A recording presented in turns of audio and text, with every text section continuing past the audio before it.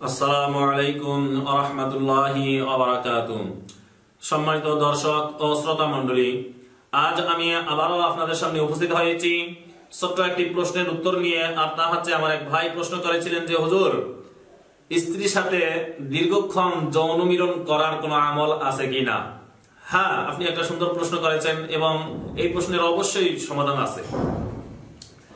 যারা আমরা স্ত্রীর সাথে, পার্টনারের সাথে দীর্ঘক্ষণ সহবাস করতে অক্ষম, আমরা যারা বিভিন্ন কাজে কর্মে নিজের যৌন শক্তিকে দুর্বল করে ফেলেছি, হ্রাস করে ফেলেছি, যারা এখন হতাশ, কারো সামনে এটা লজ্জায় প্রকাশ করতে পারতেছি না, আজকে তাদের জন্য এই টিপটি যদি আপনারা শুরু থেকে শেষ পর্যন্ত দেখেন তাহলে এই আমলটা সম্পর্কে আপনারা অবশ্যই অবগত হতে পারবেন। তা আমরা স্ত্রীর সাথে কিভাবে দীর্ঘ সময় যৌন মিলন করতে পারি এই সম্পর্কে আমরা জানবো। যে কোরআনে মাজিদের সূরা জারিয়া নামে একটি সূরা আছে। সূরা জারিয়া 47 এবং 48 নম্বর দুইটি আয়াত, 47 এবং 48 নম্বর দুইটি আয়াত আমি আপনাদের সুবিধার জন্য আয়াত দুটো পড়ে দিচ্ছি।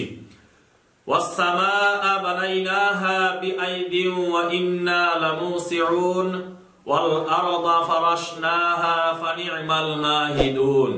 আমি আবার বলছি, ওয়াস-সামাআ বানাইনাহা বিআইদিন ওয়া ইন্না লামুসিউন ওয়াল আরদা ফারাশনাহা ফানি'মাল মাহিদুন।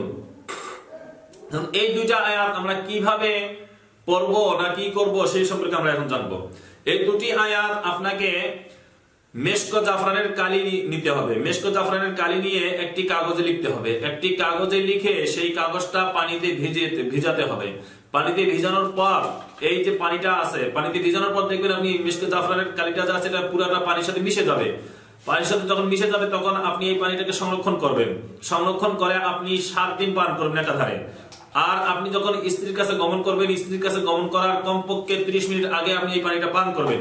এভাবে যদি আপনি 7 দিন পান করতে পারেন, ইনশাআল্লাহ আল্লাহ তাআলা চাহে তো আপনার আগে যে পরিমাণ সময় ছিলেন তার চেয়ে অনেক অনেক বেশি আপনি স্ত্রীর সাথে বা পার্টনারের সাথে সময় দিতে পারবেন, সময় মেইনটেইন করতে পারবেন। আল্লাহ পাক রব্বুল আলামিন আমাদেরকে বিষয়টা ভালোভাবে বুঝে তারপর আমল করার তৌফিক দান করুন এবং আমাদেরকে দাম্পত্য জীবনে সুখে শান্তিতে থাকার তৌফিক দান করুন। এই বলে আজকের বক্তব্য এখানেই শেষ করছি।